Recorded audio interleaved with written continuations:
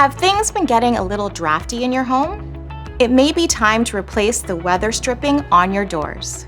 Fewer drafts equal lower energy bills, and you don't have to be a pro to get it done. Here's how.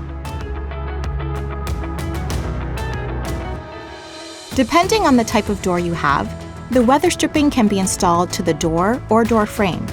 There are 3 basic options for weather stripping: felt compression, V-type, and foam.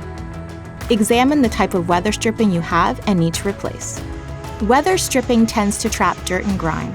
Once you remove the old weather stripping, clean the area with a sponge and soapy water.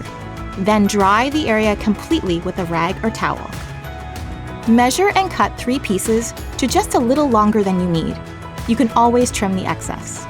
Start at the top corner of the door opening and place your first piece of weather stripping so it is flush against the door frame.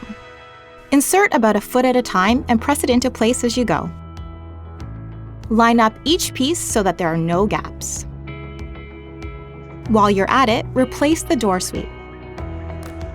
Choose the best type for your door, making sure there's a tight seal along the threshold. Once you've finished sealing everything up, you'll have a much more comfortable and energy-efficient home.